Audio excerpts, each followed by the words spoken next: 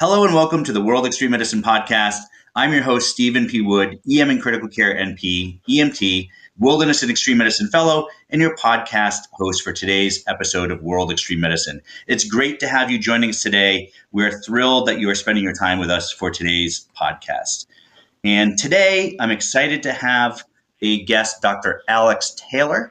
And Dr. Taylor, you just recently were at the World Extreme Medicine Conference in Edinburgh, Scotland, and that's where we virtually met. That is indeed. I was there virtually representing Adventure Medic. We were thrilled to be invited by World Extreme Medicine. It's an absolutely wonderful event to cover, and I would encourage anybody to partake in it. Well, thanks. I was visiting virtually, so hopefully I'll get to be there live next year, provided our world is hopefully in a different place. So, Dr. Taylor or Alex, is it okay if I call you Alex? Alex is fine. Right. Is a trainee emergency medicine doctor based in Bristol and wholeheartedly believes in taking the road less traveled. And in fact, I think that I found you because of your Robert Frost quote. Robert Frost is one of my favorite poets, and he actually taught at my high school, although I'm not old enough to have been one of his students. But his quote is, "Two roads diverge in a wood, and I took the one less traveled by." And that has made all the difference. And that kind of interested me in, hearing about, your experience, because I think, people that are drawn to this field, they're unique. There's something about their character that, draws them to this, to adventure and to excitement and to putting themselves sometimes at risk, to help others.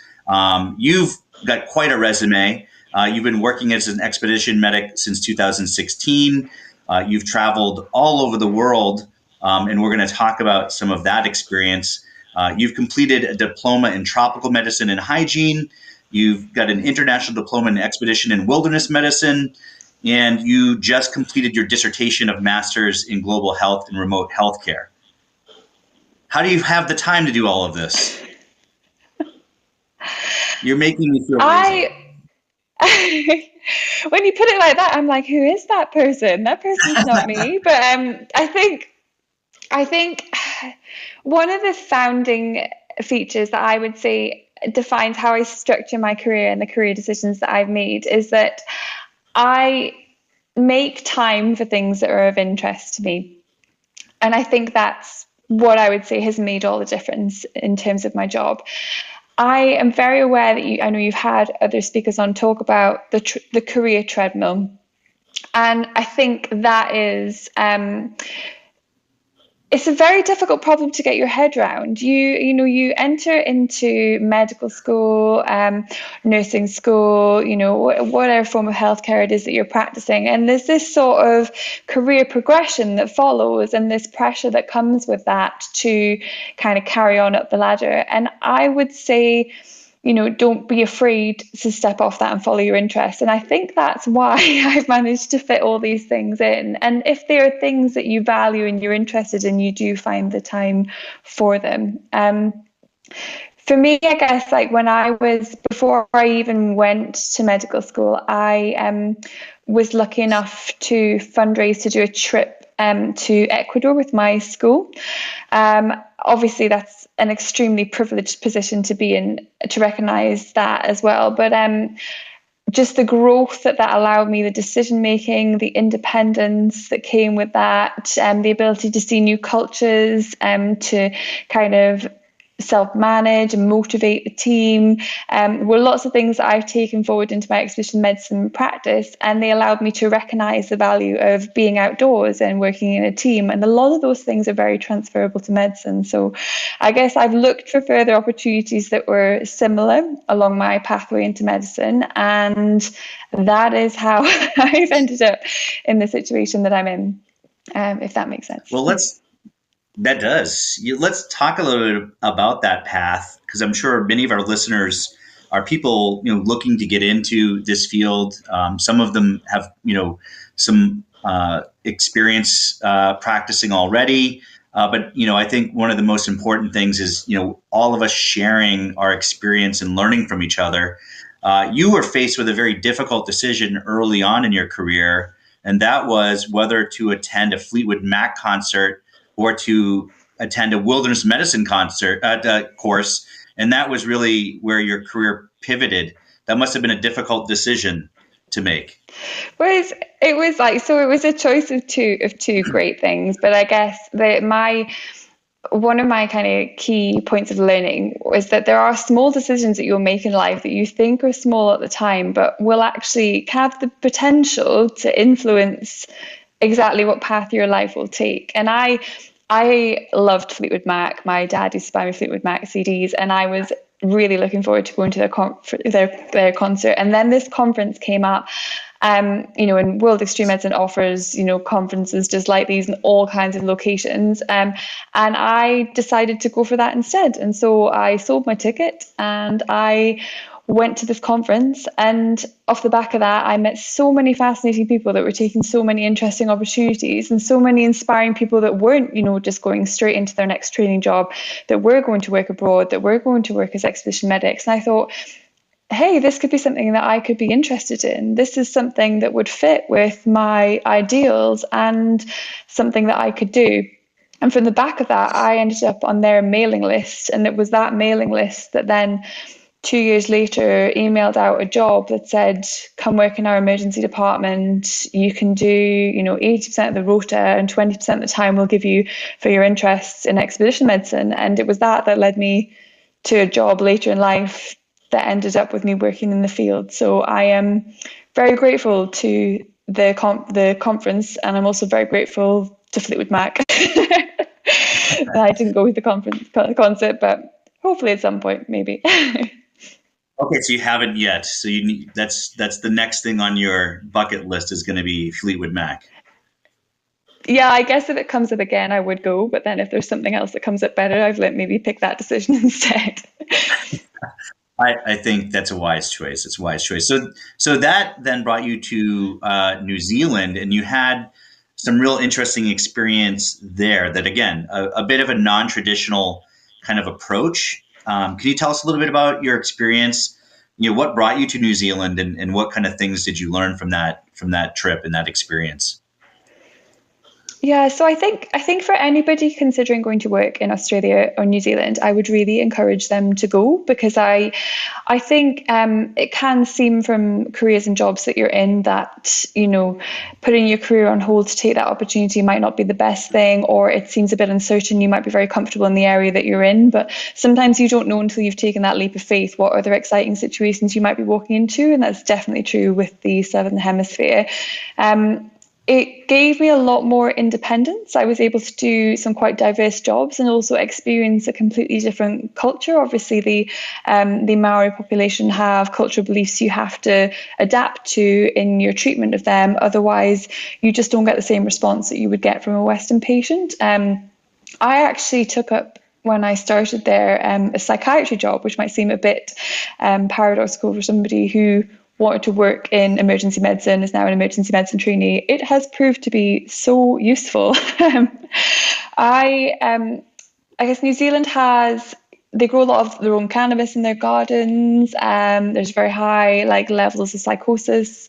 So I was dealing with quite a lot of psychotic and diverse patients. I had to sort out everything from medications to at one point having to arrange for a patient to have their house exercised before they would agree to go home. So it was very complicated. It was very diverse, but it was absolutely fascinating.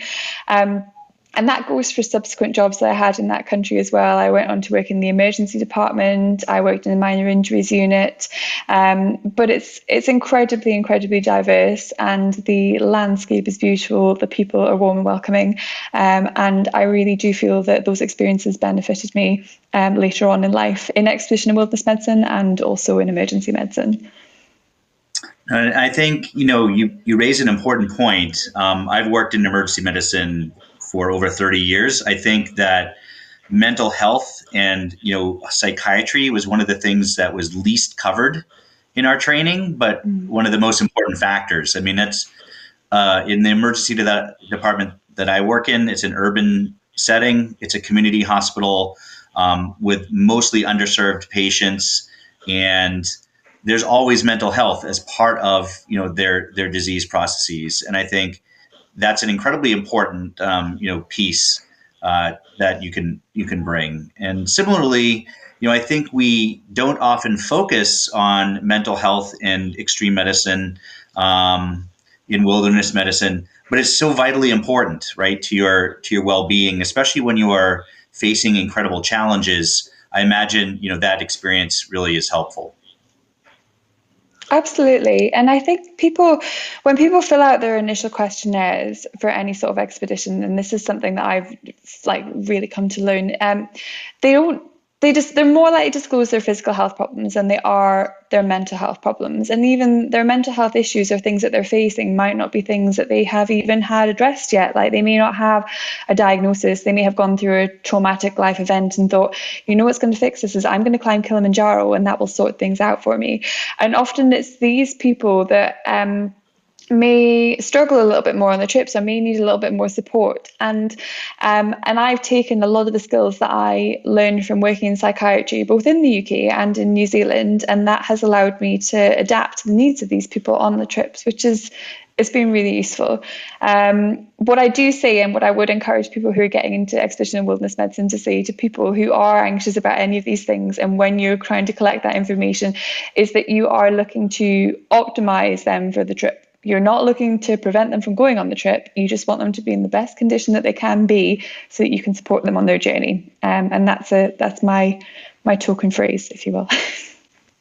No, I think that's incredibly important. I think it's something that's often overlooked. We're asking people about their physical well-being, but very, infrequently their mental health well-being. And you're right, a lot of people go on these trips for that very reason. They feel that this might, bring them this might help them through their depression. It might, help them through their PTSD. But you spend a lot of time in your own head when you're on one of these trips, and you can do a lot of thinking, and it's not always, positive. So I think that's a real good lesson for us, in expedition medicine, in extreme medicine, to take that into account and to take, physical well-being, but also mental health well-being into account, and having that skill set to address it. So that's very valuable. I completely agree. I think. Yeah. Oh, sorry. Please go ahead. Oh no, I was just agreeing with you. I think there's maybe a bit of a time lag. I'm not sure it was really wrong, but I was agreeing. Yeah, a little bit of a time lag. That's okay. Now that psychiatric experience, I'm sure was valuable, but you also did a house exorcism. Where did you learn to do this, or how did that come about? This sounds like an interesting little discussion.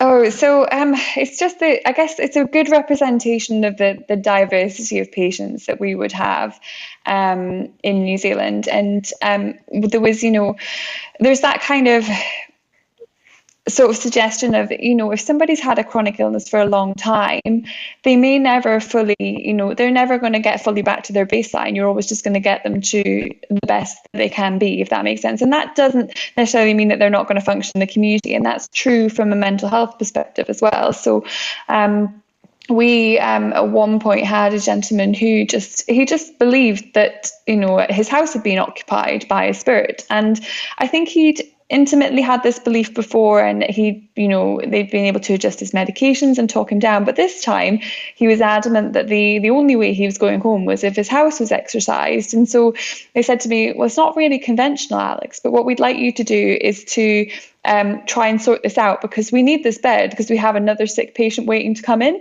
And so I went and I had a chat with the patient, and I was like, okay, so what is this going to, what is it that you actually need? And he was like, well, I need you to speak to the pastor. And so I took down the name of the pastor and I phoned the local church, and they were like, oh, the pastor's very busy today. He's got lots of very important meetings. And I was like, well, the pastor really, really could do with making some time. So I'll phone back in 20 minutes. Oh, he's very busy. He's got lots of important meetings. And so I was like, look, we have somebody who holds you in extremely high regard and would really, really like you to visit their house today, because there is an evil spirit in the house and it needs to be removed before they can go home. And the lady on the other end of the phone went, I know who this is, and I think we can sort this out. And so we were able to organise for the patient and the pastor to arrive at the house at the same time. And I mean, I don't know what he did. I don't know how it worked, but whatever he did, the patient was ecstatic and was able to go home. So I guess, part of it is adapting to the patient's needs and the things that are best for them. But it wasn't something that I had been taught in medical school. It wasn't something I'd ever expected to have to organise. But I feel like I would now know how to do that if I had to do it again. Well, that's an incredible anecdote, and I think it just goes to show you need all sorts of skills to be working in extreme medicine and in taking care of people. And you obviously did what was best for that patient. It didn't have anything to do with your knowledge of physiology or pathophysiology. It's just doing what's right, and I think that's another real good lesson to be learned. Oh, massively so. Yeah. So you've traveled extensively. You've been everywhere from Antarctica to the Amazon. And so can you tell us a little bit about how important you feel those travel experiences are to kind of building your skill set in expedition medicine? I think this comes down to one of my sort of key beliefs about being an expedition medic, and that is that you have to be comfortable yourself in leading in the environments that you're going to. And I think people have the misconception that that has to come from medically having worked in those areas. But I think so much of that I draw from personal travel, be that I was like lucky enough to go to altitude. I climbed Kilimanjaro, off my own back personally before I did it as a trip. And to me, that was actually invaluable because it meant that I knew physically that I could cope with altitude. But with the same kind of caveat, if anything goes wrong on any of the trips that you're on, that you're practicing on, then it's sort of planning, mitigating risk, knowing how to manage those scenarios are the sorts of things that you will learn if you have independently travelled. These don't have to be like expensive trips. Like I went interrailing when I was younger on like literally peanuts. Like I think we mostly lived off croissants, but that is partly the experience that you get, and it is all applicable to if you have an emergency on the trip and you have like a skill set for knowing who to contact and how to organise for evacuations, and it is more transferable than I think people would think. So that would be my first piece of advice for anybody that wants to work as an expedition medic, is do a little bit of personal travelling because it gives you really good insight.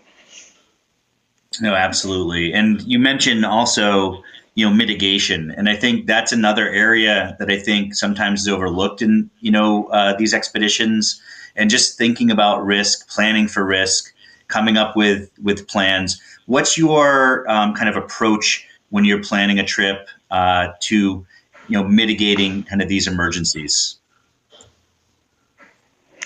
So, I guess I sort of quite methodically, I'm probably a bit more particular than some, but I like to know exactly what the risk assessment says, and if that we've covered all eventualities and what our plan is for our worst case scenario. I like to know what our evacuation plan is and where we're headed to, what our communications are like with that as well. If I have the chance to, I'll visit the local hospital, just so that I can see a bit about how they function, what facilities they've got, and just because on the ground you get a bit more of a sense of how that works than you would from, say, like a list on a website. I obviously do the questionnaires that you would do with the participants to make sure that they're all optimized.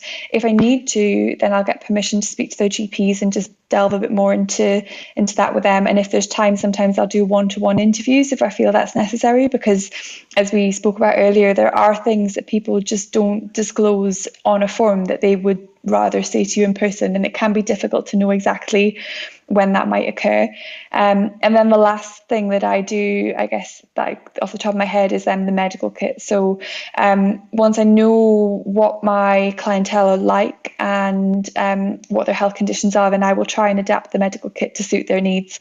Because this barely ever happens. But if you have a population that are all at, mid-20s and below, then you're less likely to need GTN if you suddenly find out that you have, somebody in their, mid-60s to late 70s. So I would just try and adapt my medical kit around them to make sure that we're not carrying anything unnecessary, but we are carrying everything that might be required. Yeah, and I think that's one of the hardest things to come up with, which is, what do we need to bring? And that's adaptable. So it's not going to be the same for every trip. There might be some differences depending on the environment, the clientele. There's a variety of different things that might change what you're going to bring.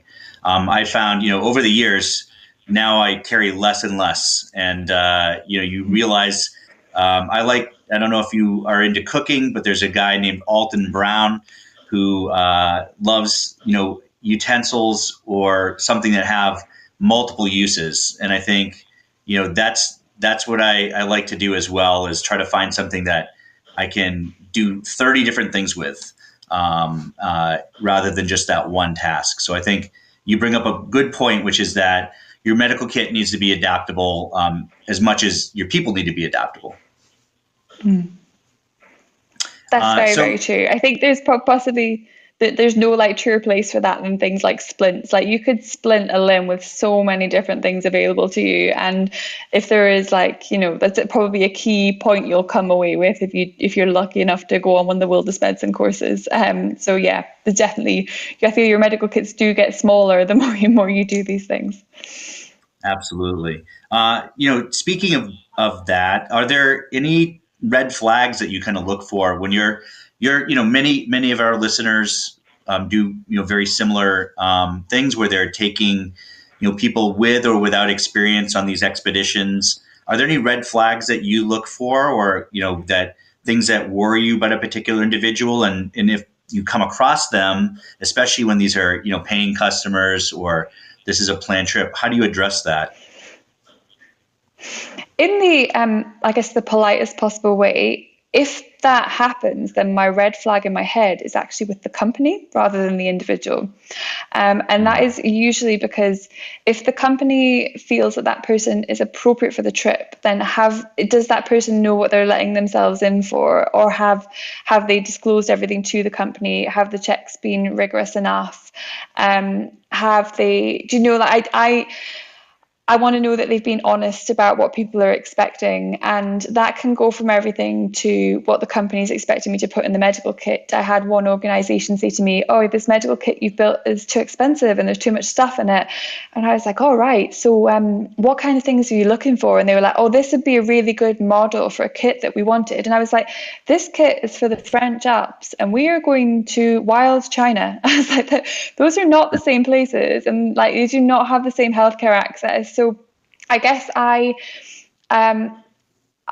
still take the view that you can optimize individuals to the best of your ability. But if you have too many red flags about your group that are on the trip, then I would take that back to how has the company prepared and how are they preparing the individuals for the trip. Oh, great. That's great insight. Great insight. So I do want to get into some more anecdotes because you exercise the house, which is pretty amazing. You've traveled extensively. What are some other anecdotes that you would share that you think our listeners might enjoy and kind of have some take-home messages from? So I guess they're probably, if the more interesting ones are all the kind of expedition medicine ones, because that is why we do this, isn't it? That's why everybody really enjoys the trips. So I guess my Antarctic trip is quite interesting. I would really endorse anybody to go to Antarctica or the Arctic if possible. I had always wanted to go. People that work in the UK may know that the predominant or the most obvious way it always seems to get there is through the British Antarctic Survey, which requires currently, I think, an 18-month placement as a medic. If you're lucky enough to get on the boat, I think it might be a bit shorter than that. And I considered that, but I just figured that didn't quite work for me as an option. And I think some of this is about being realistic with your own expectations. And I still wanted to go, but I just didn't want to go for that long. So at that point, I started looking into tour companies that took doctors, and I ended up on a boat with a company who actually spoke at the World Extreme Medicine Conference. And I think there was a lady that gave a fantastic talk there that I unfortunately missed, but I'm hoping to catch up on. But I ended up with some quite complex situations. I had, a patient who had injured themselves falling off the plane, but it was their last dream was to go to Antarctica, and they were like struggling to mobilize around the ship. And when you're like, you're crossing the Drake Passage, it's very choppy. And these predicaments are the sort of things that can become quite complicated. At one point, I had to quarantine one of the lead kitchen staff because they had been vomiting. And that went down terribly, as you could imagine, with a ship where they want to feed, several hundred people. This was it was over Christmas. So it was very, very difficult. I ended up being called up to see the captain actually to discuss what I'd done because one of the members of staff was so annoyed that this is the situation. I was like, you have to quarantine for 48 hours. It's not really safe. I don't want a whole outbreak on a ship. And it was this he's a big booming Russian man who'd been sat in his it looked almost like an archaic type office. He had all these navigational instruments. It looked like he was drawing diagrams. And I went in and I was like, oh my goodness, he's so terrifying. And he stood up in this booming voice and accent. He was like, tell me what you have done. And I was like, I have quarantined this member of kitchen staff because it's really not safe. And he was like, okay, and tell me why we have done this. And so I explained, and then he went, well, the member of staff that's reported you to me, he was like, well, they're very hard to work with, so we'll just ignore that.